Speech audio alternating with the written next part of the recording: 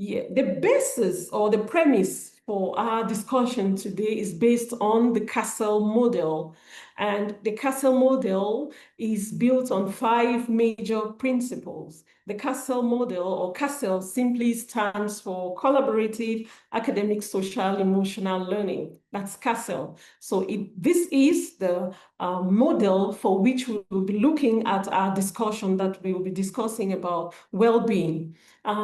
We realize that this model is based on 5 major elements or principles, and we see that self-management is one of them. And as educators, we need to manage our emotions. We need to manage ourselves. We need to be aware, first of all, also about these emotions, and then we'll be able to interact with the community socially, and then we look into our relationships, and then at the end, one of the principles says we have to make responsible decisions. So with these principles, we are able to examine our topic of well-being and resilience. We will see that these 5 principles begin from the outer core, the first core immediately after the principles.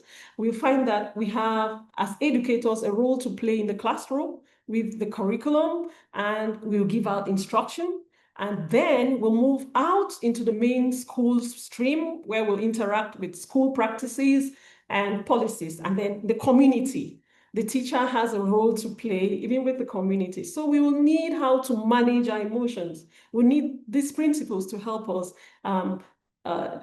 take responsible decisions and relate well with the society. We will need to consider these principles as educators when we move into our classrooms, when we go out into the school community, and when we meet with other stakeholders who take part in contributing to education as a whole.